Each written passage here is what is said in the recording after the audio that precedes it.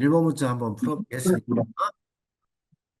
아, 1번 내용 같은 경우는 성능점검 제도에 대해서 설명한 건 뭐 보시게 되면은 성능점검 제도는 가장 목적은요, 소비자의 알 권리를 충족시켜 주는 거죠. 그래서 무조건 매매업자는 어떻게 해요?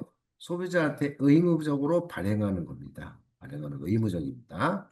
그래서 소비자의 알 권리를 충족시켜 주고 가치 판단의 중요한 자료가 되고 향후 나중에 구매 후 보상의 근거가 될 수 있습니다. 그래서 요 세 가지 또 기억을 한번 해주시고 성능 기록부를 보게 되면은 이제 저희들이 실기에서 이렇게 이제 이걸 작성하고 하는 건데 주 내용은 차의 주요 장비입니다. 주요 장비 또는 그 장비에 해당되는 주요 부품의 성능을 얘기하겠죠. 그다음에 사고 유무입니다. 사고 유무. 그래서 주요 장비, 부품의 성능, 사고 유무에 대해서 고지를 하고 있다. 그래서 가장 큰 것은 좀 전에 보상의 근거이듯이 클레임의 근거 서류가 될 수가 있다. 참고해 주시고, 그러한 성능 점검 기록부는 여기서 먼저 성능 점검을 하려고 하면은 시군구에다 신고를 합니다. 신고. 이거는 뭐였어? 시군구에다가 신고를 하는 겁니다. 잠깐만요. 참가자 지어주고 고요 그래서 시군구에 신고를 성능 점검 개설을 위해서는 시군구에 신고하는 거다. 그리고 거기에 해당되는 시설 장비가 따로 기준이 또 있습니다. 그래서 그러한 성능 점검자는 성능 점검 기록부를 발행 후 1년간 보관을 합니다. 1년간 보관하고 그 성능 점검은 발급일 기준하여 120일 동안만 유효합니다. 그래서 120일 이내여야 된다는 것이죠. 발급일 기준에서. 좀 전에 얘기했던 시군구에 신고를 한다고 그랬어요. 신고할 수 있는 자격 조건입니다. 그래서 자동차 정비업에 등록된 자 아니면 어떻게 해요? 허가받은 설립된 단체. 여기에는 뭐 기술인협회, 진단보증협회, 뭐 정보협회 아니면은 여러 네 개 단체가 있습니다. 네 개 단체가 있어서 이렇게 성능 점검을 시행을 하고 있다. 일단은 정비업에 등록한 사람, 국토부 장관의 허가받은 인가된 단체에서 기억을 해두시면 되겠습니다. 자, 두 번째, 매매업자는 음, 성능 점검을 허위로 고지했을 때, 매수인한테 허위로 고지를 했을 때는 어떻게 해요? 2년 이하의 2천만 원 벌금을 처할 수가 있습니다. 다시 성능 점검 허위로 고지를 했거나 또는 압류 저당이 있다 없다를 고지를 꼭 해야 되고 그 다음에 이력 정보, 판매자 정보를 허위로 제공한 사람들은 요 2년 이하의 2천만 원 기억해 주시기 바랍니다. 그래서 시험에 잘 나오니까 허위 고지했거나 압류 저당 또는 이력에 대해서 제공하지 않은 사람 성점검 기록부를 발행을 하게 되면은 이렇게 매매업자는 보증을 꼭 해줘야 돼 매수인한테 어떻게 해요? 30일 이상입니다 이상 그래서 2,000km 이상 보증을 꼭 해줘야 된다 이거 시험에 잘 나와요 이력 정보는 보게 되면은 얘는 뭐냐면은요 온라인으로 광고할 적에는 요 정보에 대해서 꼭다 고지를 해야 돼요. 뭐 SK 엔카라든가 판매 온라인 사이트에는 매매업자는 요 내용을 꼭 다 고지해야 하는 게 법으로 되어 있습니다. 다시 자동차 등록번호, 재원 등등에 관련된 거, 압류 저당에 관련된 거, 아니면 성능 기록부를 꼭 등재를 해놓아야 되죠. 죄시 신고, 신고는 죄시 신고가 있고, 그 다음에 판매 신고가 있고, 그 다음에 반환 신고가 있습니다. 세 가지가 있다. 그래서 뭐 매매업자에 대한 정보를 또 사원증 번호라든가 이렇게 꼭 기재를 하죠. 다시 온라인 판매를 위해서는 요 내용을 꼭 기재를 한다는 내용입니다. 그러한 이제 성능점검자는 이렇게 매매되는 차에 대해서 보증할 적에는 이렇게 보험을 가입해서 보험 제도로 되어 있습니다. 꼭 보증을 위해서 책임지는 보험을 가입해야 된다. 그런 보험에는, 보험 내용에는 얘가 들어가 있겠죠. 보험의 종류, 보장 절차, 보장 범위, 이렇게 해서 세 가지가 보증 증권에 들어가져 있습니다. 그래서 보험의 종류, 보장할 수 있는 범위, 보증되는 범위죠. 나중에 나와요. 그래서 절차까지 안내하는 것까지 나와져 있다. 그래서 성능점검자는 좀 전에 시군구에 신고를 한다고 그랬어요. 자격 조건, 사람은 산업기사 이상 자격을 가진 사람이면은 성능점검자가 될 수가 있습니다. 대신 기능사 자격증을 가지고 있으면은 3년 이상의 실무 경력이 있어야 돼. 기능사는 3년이 플러스 된다. 하나 더, 기능사에다가 진단평가 자격증을 가지고 있으면은 실무 경력 1년입니다. 1년. 그래서 그러한 성능점검자 자격 조건이 있죠. 시설 장비는 이렇게 보게 되면은 뭐 리프트라든가 잭이라든가 자기 진단기가 있고 도막의 두께를 측정하는 도막 측정기가 있고 멀티테스터 비중기 배터리 전압 측정기가 있고 여기서 우리가 눈여겨봐야 될 게 청진기가 있습니다. 청진기. 엔진 진단하는 청진기가 있고 다음에 타이어 압력 게이지가 아니고 트레이드 홈 깊이를 재는 딥 게이지가 있다. 딥 게이지.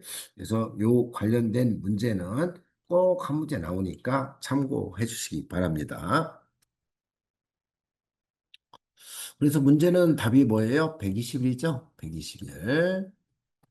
자, 충격력. 2번 같은 경우는 충격력에 관련돼서 문제가 나와 있네요. 충격력은 암기 꼭 해주시기 바랍니다. 그래서 충격력은 결론은 자동차의 속도, 무게, 구조에 따라서 달라진다. 얘가 바로 보다 충격력이다. 꼭 기억해 두시고 하나 더 교통사고의 물리적 특성은 뭐예요? 완전 비탄성인 소성 면역이다. 소성 충돌이다. 소성과 탄성. 탄성은 어떻게 해요?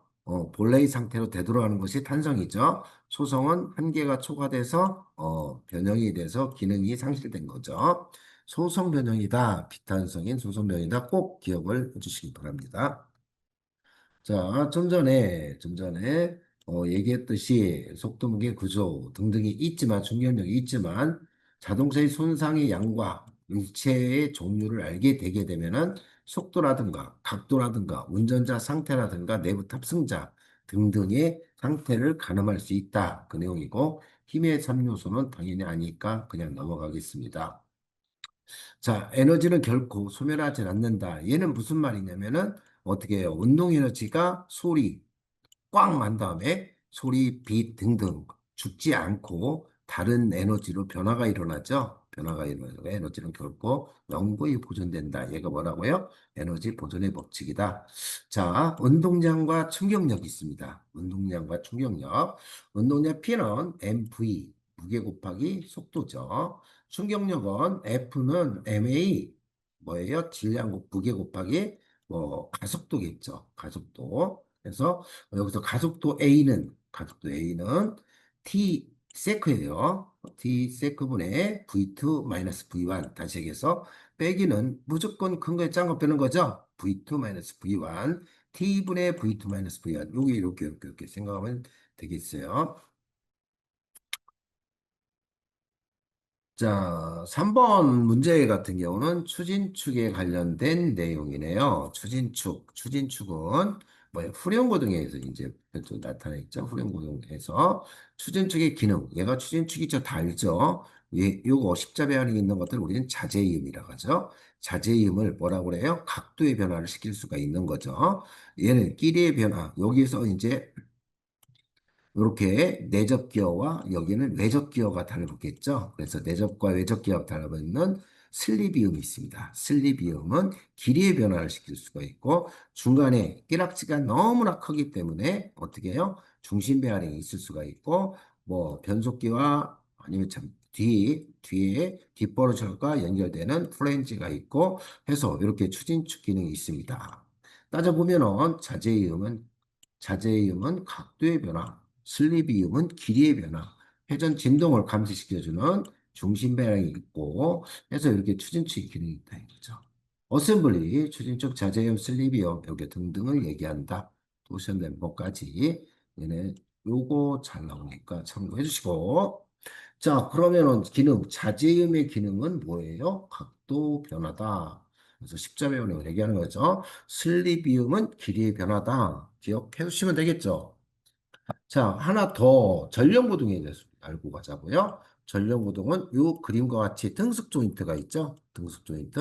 운전석이 좀 작죠. 얘가 운전석 거네요. 등속 조인트는 이렇게 여기에 부트 고무가 있죠. 속에 그리스가 잔뜩 칠해져 있고 그래서 등속 각도 등 어떻게 해요? 각도를 변화시켜 줄 수 있는 기능을 하지만 이 고무는 손상돼서 찢겨질 수가 있어. 찢겨지면 속에 있는 그리스가 잔뜩 나오겠죠. 그러면은 어떻게 얘가 꺾어졌을 때 다시 서네시 그리스가 없을 때는 뚝뚝하고 무슨 소리? 금속 마찰음 소리가 난다. 얘 금속 서네시 뚝뚝 소리가 나면 뭐가 망가진 거예요? 등속 조인트가 망가진 거다. 기억을 해주시면 되겠습니다. 등속 조인트는 자제음으로 생각하시면 되겠습니다. 자, 저기 드라이브 샤프트 좀 전에 설명했어요. 우리가 타이어의 요철형 무늬 깊이를 타이어 깊이 재는 거죠. 뭐예요? 타이어 딥 게이지죠. 타이어 딥 게이지. 그래서 자 성능 장비입니다. 성능 장비 리프트가 있어야 되고 자기 진단기 스캐너가 있어야 되고 이렇게 타이어 딥 게이지가 있고 발전기 전압 측정기가 있어야 되고 도막 두께 재는 도막 측정기가 있어야 되고 청진기가 있어야 된다. 멀티테스트라든가 비중계, 배기가스 측정기, 일산화탄소 측정기, 가스노출 감지기 얘네는 간단하게 뭐 할 수 있지만 청진기, 도막 측정기, 자기 진단기, 타이어 딥게이지 그림도 기억하세요. 배터리 전압 측정기가 꼭 있어야 된다는 거 참고해 주시기 바랍니다. 시험 문제 100번 나옵니다. 그림으로도 나옵니다. 얘가 대체 뭐냐? 어. 얘가 대체 뭐냐? 얘가 뭐냐? 얘가 뭐냐? 다 나왔네. 한 번씩. 주는 문제입니다. 자, 5번 문제 같은 경우는 가격조사 산정제도네요. 요 제도권이 있다 보니까 여러분들이 자격증을 많이 따는 경우가 많이 있죠. 산정제도가 관리법으로 들어가 있다 보니까 자격증은 쉽게 접근성 있게 딸 수 있고, 하지만 이제 거기에 따라서 파생되는 직업군이 상당히 많죠. 그러다 보니까 가장 큰 것은 따기는 쉬운데 그 직업군을 찾아서 뭔가를 판로로 찾는 것이 숙제다 생각하시면 되겠습니다. 산정 제도에 대해서 틀린 것 됐습니다. 얘는 법적 구속력이 없습니다. 법적 구속력이 있는 거 뭐예요? 성능기록부 발행이고 성능기록부 토대로 해서 해당되는 항목에 해당되는 가감점이 부여되는 게 가격조사 산정 제도입니다. 가격조사 산정 제도는 목적이 뭐냐? 중고차 매매와 관련하여 중고차 소비자의 편의와 이익을 도모하는 데 목적이 있다. 기억해 주시기 바랍니다. 편의와 이익을 도모하는 데 있다. 소비자의. 얘는 나머지는 뭐 크게 관련 없습니다. 어, 자, 경쟁 상대가 없는 견적. 견적서, 견적의 종류죠. 견적의 종류. 견적의 종류는 세 가지가 있어요. 세 가지. 첫 번째, 의례적 견적, 있는 견적, 없는 견적 기억해 주시기 바랍니다. 의례적, 있는, 없는 견적이 있다. 그래서 의례적 견적은 그냥 작은 손상에 대해서 그냥 가견적 소리를 하는 게 의례적 견적이다. 없는 견적 같은 경우는 뭐 사실적으로 곧바로 수리가 진행되는 경우죠. 있는 것부터 먼저 해볼까요? 다른 곳에서 먼저 한번 견적 받은 것이 마음에 안 들어. 그래서 다시 맡기고 싶었을 때 견적을 내는 것들은 있는 견적이다 했습니다. 자, 두 번째, 없는 견적 같은 경우는 좀 전에 바로 수리가 진행되는 것을 이야기를 하는 건데, 따져보면은 어떻게 해요? 견적자의 노하우도 필요하고, 정밀 형태의 견적이 필요하지 않으므로 대부분 축적된 경험으로 추정할 수 있는 충분하다. 없으니까 정확하게 노하우대로 해서 정확하게 얼렁 산출하는 게 없는 견적이다. 그리고 있는 견적이다. 작은 손상에 대해서는 어떤 거요? 의례적 견적이 있다. 그래서 노하우가 없다가 필요하다. 노하우가 필요하다죠. 그래서 정확하게 내야 바로 이 의심을 안 받죠. 그죠? 그래서 자, 접합자동차. 사회적 이슈가 되기 때문에 접합자동차, 침수장소는 한 문제씩 꼭 나오기도 하더라고요. 접합자동차는 말 그대로 이렇게 필러, 루프를 제외한 필러를 잘라내거나 루프를 포함한 A 필러를 잘라내거나 해서 잘라서 뒷부분 손상됐을 때 접합해서 쓰는 차. 그래서 바닥에는 용접 자국과 실링 자국이 있고 필러에도 용접 자국과 어떻게 해요? 용접 자국과 이 절단 흔적이 있겠죠. 그래서 여기도 보게 되면은 양쪽 똑같은 부위에 저기 필러 부위에 자국이 이상하게 나 있으면은 의심할 필요성은 있다는 것을 기억을 해주시고 이 필러의 용접 자국을 보려고 하면은 어떻게 해요? 외저 스트립 대체 뭐예요? 고무 몰딩입니다. 고무 몰딩. 잘 아시겠지만 고무 몰딩은 우리는 외저 스트립이라고 한다. 외저를 탈착하면은 필러의 외저스를 탈착하면은 스폰 용접부가 이상이 있다 없다를 확인할 수가 있고 바닥 또한 용접 자국, 실링 자국이 있다 했습니다. 맞는 것은 그래서 이것이 맞겠죠. 자, 갑니다. 여기서는 뭐 배터리에 대해서 우리가 설명이 나왔네요. 배터리, MF 배터리죠. MF 배터리. 얘는 증류소가 필요가 없다. 보충이. 완충 청색, 그래서 흰색은 보충이다. 요거 기억을 해두시고, 뭐 용량 같은 경우는 암페어 아워죠. 전류 곱하기 시간에서 요거 기억을 해두시면 될 것 같습니다. 자, 얘가 대체 뭐냐? 좀 전에 설명해 드렸죠? 얘는 뭐예요? 배기가스 측정기다 해서 기억을 해 두시면 되겠습니다. 아이고, 시부리야. 네? 재미없어요? 뭘 하시는지 찾겠습니다. 일단은 소리가 안 나게. 불법 구조 변경, 튜닝에 대해서 관련 있는 건데, 여기서 보게 되면은 구조와 장치로 나눠지죠. 여기서 구조와 장치. 그래서 구조는 이렇게 길이, 넓이, 높이, 총중량입니다. 축중은 아닙니다. 길이, 넓이, 높이, 재원 정보에 대해서 변화가 있는 것을 우리는 구조라고 하고, 요것처럼 기능을 수행할 수 있는 부위는 장치로 기억을 해주시면 되겠습니다. 길이, 넓이, 높이, 총중량을 구조라고 한다. 그래서 시험 잘 나옵니다. 뭐 사고 유무를 따졌을 때 골격 부위하고 아닌가 하고 요것도 잘 나오네요. 불법 구조 변경에서 전조등, 번호등, 후미등, 제동등 등등을 확인할 수가 있고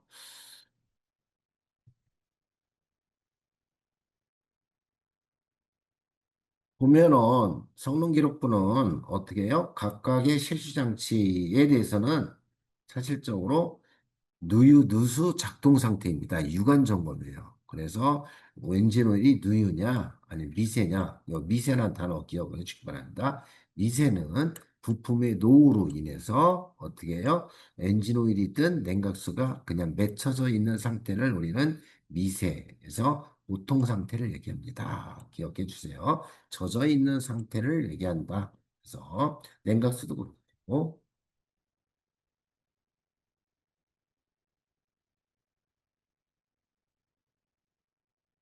보정 범위죠. 보정 범위 똑같습니다. 각각의 자기 진단 결과 엔진과 변속기. 자, 요거 기억을 해주시기 바랍니다. 어떻게 해요? 1비터 입출력 AP, 솔레노이드 아니면 이렇게 요온 센서 등등은 진단 결과에 대한 보상을 해줘야 된다. 뭐 흡기 유량 센서 아니면 속도 제어 센서, 엔진 온도 센서, 스로틀 위치 센서 등등 산수 센서 등등은 엔진에 해당되는 거다. 그래서 자기진단 변속기에 해당되는 것은 떤 거냐 해서 문제도 나오니까 참고해 주시기 바랍니다. 자, 강판 수리. 얘는 뭐예요? 패널을 판금 수정하는 방법이에요. 패널을 판금 수정하는 방법에서는 어떻게 해요? 패널 떼어내서 수리를 하고 조립하고 도장한다. 얘가 패널을 판금 수정하는 방법이에요. 하지만 수리에서는 이름을 강판 수리로 얘기를 한다. 다시 패널을 판금 수정하는 방법은 패널을 떼어낸다, 강판 수리를 한다. 그리고 뭐예요? 참, 그 뭐예요? 그 조립한다, 도장한다. 순서도 알아야 돼요. 떼어서 수리하고 조립하고 도장한다. 기억해 주시기 바랍니다. 자, 수리, 강판 수리는 대충 맞춤이 있어요. 대충 맞춤. 여기 있네요. 대충 맞춤은 대충 맞춘다는 게 아니고 정확한 치수를 사용하는 거야. 뭐예요? 유압기 등등을 사용해서 범퍼, 헤드램프 등등을 조립할 수 있는 치수도에 맞게끔 만지는 것들을 대충 맞춤이란다. 정확한 치수 맞추는 거죠. 대충 맞춤이 끝나면은 평면 내기랍니다. 평면 내기. 평면 내기는 미세한 변형을 없애기 위해서요. 다시 인너 패널을 용접을 하고 망치질하겠죠. 용접동동 등 없애는 거죠. 망치질하는 작업을 평면 내기라고 한다. 우리는 망치질이 끝났어. 그럼 아웃더 패널을 조립 부착을 한 다음에 샌더기로 착착 문지르는 겁니다. 문질러서 미세한 손상을 없애는 거죠. 마무리는 미세한 손상을 없앤다 해서 기억을 해두시면 되겠죠. 샌더기 마무리가 되겠죠. 자, 두 번째, 패널을 교환하는 방법이 있어요. 교환하는 방법은 패널 전체를 교환하겠죠. 첫 번째. 두 번째, 작은 부분을 작업하기 편한 작은 부분을 구분하여 대부분 교환한다. 했습니다. 이렇게 커터 패널이 이렇게 해서 이렇게 있겠죠. 작업하기 편리한 작은 부분을 구분하여 대부분 교환한다. 세 번째, 작업하기 저기 손상이 아주 작아. 이렇게 손상이 작은 손상된 부분 절반 또는 25%를 구분하여 교환하고 나머지는 보관해서 재활용 쓴다. 이렇게 부분 작업을 했을 때는 뭐 윈도우 뒤에 뒷유리라든가 리어 팬더를 했을 때 뒷유리라든가 컨비nem프 등등을 탈착할 필요성이 없다. 그죠? 그런 데한 작업의 용이성이 있다. 다시 패널을 교환하는 방법은 패널 전체를 교환한다. 작은 부분 구분하여 대부분 교환한다. 아니면은 절반 정도, 25% 정도 구분하여 교환하고 나머지는 재활용으로 쓴다. 그래서 도어를 수리하는 방법입니다. 도어를 수리하는 방법이 있습니다. 도어 전체를 교환하겠죠. 그죠? 도어 전체를 교환한다. 대신 도어 전체를 교환하거나 도어는 인너와 아우터가 있어요. 뭐예요? 인너와 아우터 사이에 유리가 내려갔다 올라갔다 해. 그래서 아우터 패널 따로 만지고 인너 패널 따로 만질 수가 있어요. 그래서 인너 패널은 교환할 수 하진 않지만 판금은 가능해. 하지만 아우터는 교환도 하고 판금도 해요. 다시 도어 전체를 교환한다. 아우터 패널을 교환할 수가 있다. 아우터 패널 교환하고 인너 패널 판금할 수가 있다. 인너와 아우터 판금만 할 수가 있다. 결론은 인너 패널은 교환이 없다. 기억을 해주시면 됩니다. 제가 읊어준 세 가지 수리하는 방법은 판금 수정, 떼어서 조립하고 떼어서 수리하고 조립하고 도장한다. 수리는 대충 맞추고 평면하고 마무리한다. 패널을 교환하는 방법, 전체를 교환한다. 작은 부분 구분하여 대부분 교환한다. 아니면은 25% 절반만 교환한다. 자, 도어를 수리하는 방법은 도어 전체를 교환한다. 아우터만 교환한다. 아우터 교환하고 인너 판금한다. 인너와 아우터 판금할 수가 있다. 기억해 주세요. 좀 전에 했던 거예요. 패널을 판금 수정할 때는 떼어낸다, 강판을 수리한다, 조립한다, 그 다음에 도장한다. 이 수리는 견적에서 가장 어려운 부분으로서 수리는 좀 전에 했던 대충 맞추고 평면 내고 마무리한다 했습니다. 오늘 다 있네요. 대충 맞춤은 바른 수치로 치수를 맞춘다. 두 번째, 인너를 용접하고 망치질한다. 세 번째, 아우터펜을 부착하고 어떻게 샌더기로 문질른다. 얘는 미세한 변형을 없애는 거죠. 평면 내기는 망치질에서 마무리는 미세한 손상을 없앤다. 기억해 주기 바랍니다.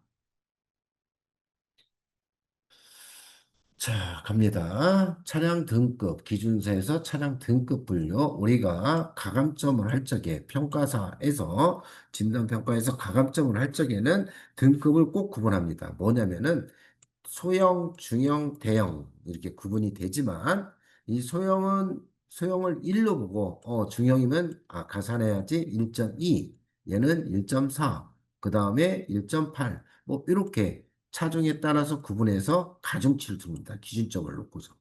그래서 그런 방식이다. 그래서 등급 분류는 이렇게 되어 있습니다. 배기량에 따른 분류는 승용, SUV, RV 세 개가 있다. 기억해 주세요. 승용, SUV, RV 세 개가 있다. 그래서 승용은 어떻게 해요? 세단을 얘기한다. 승용은 세단을 얘기하고 그다음 SUV는 다목적으로서 8인승 이하를 얘기한다. SUV. 다음에 RV는 다목적으로서 15인승 이하를 얘기한다. 미니밴 스타일. 그래서 지프 스타일은 SUV, 미니밴 스타일은 RV, 세단형은 승용에서 나눠진다. 이게 등급별로 가감점을 하는데 여기서 뭐 하나 기억할게. 가감점할 적에는 만원 단위, 1점이 만 원입니다. 만원 단위로 하는 거예요. 만원 단위로. 대신 소소점은 올려줍니다. 올려줘요. 기억해 주세요. 실비 견적서는 조정의 폭, 그래서 10% 가서 빼는 거죠.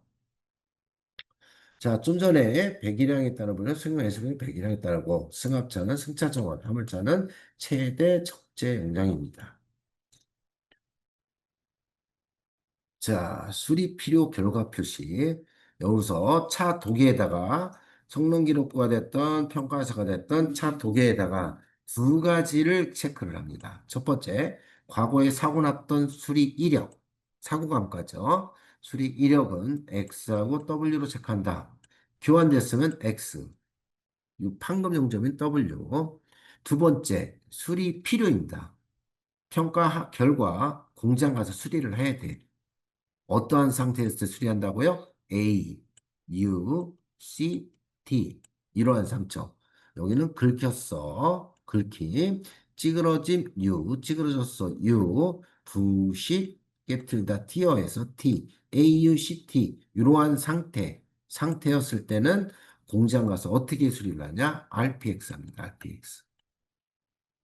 그냥 타는 R. 얘는 기능에 영향이 없는 걸로서 금액만 감가하는 것을 가치 감가 R 리덕션이라고 하고 공장 가서 도장을 한다든가 공장 가서 교환을 한다 할 수가 있는 거죠. 그래서 RPX는 결과값, 상태 표시는 AUCT, 얘는 수리 필요 품목입니다. 여기서 수리 필요 결과 표시는 공장 가서 뭐 하냐?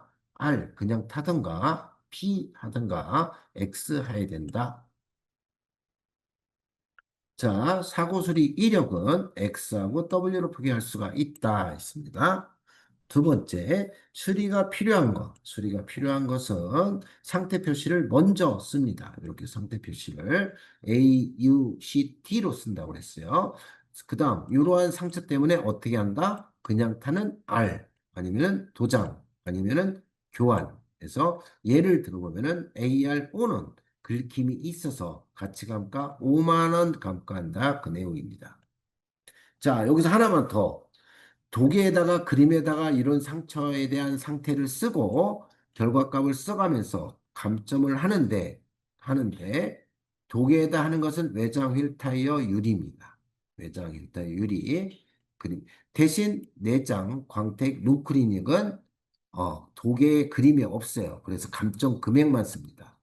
자, 내장 광택 루크리닉 그림이 없어서 금액만 쓴다. 그래서 기억해 주시기 바랍니다. 얘네들은 기호까지 다 표기를 하는 거죠.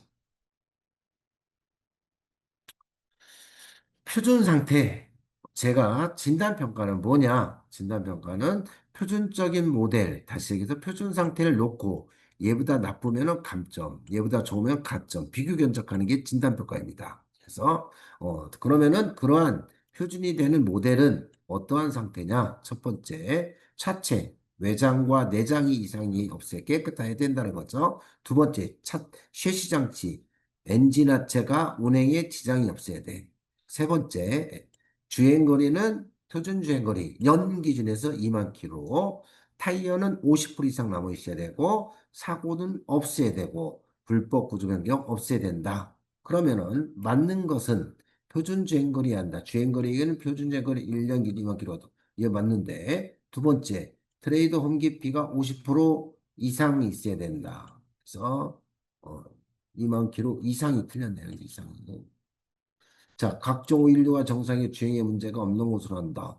맞는 거고. 외관과 내부 상태 손상이었고 경태만 필요한 상태다. 틀린 거네. 네. 이야, 이야. 문제가 오히려 주행 필요가 없다. 광택만 필요하다. 아, 얘도 아니고, 얘도 아니고, 얘도 아니네. 3번이네요. 죄송합니다. 너무나 헷갈리네. 요거입니다. 좀 전에. 외내관이 손상이었고, 광택은 필요가 없고, 엔진 하체가 양호하고, 주행에 문제가 없어야 되고, 이내지, 이내. 그래서 타이어는 50% 이상, 사고가 없어야 된다. 좀 전에 얘기했어요. 과감점 1만 원, 소점은 올려준다. 90%.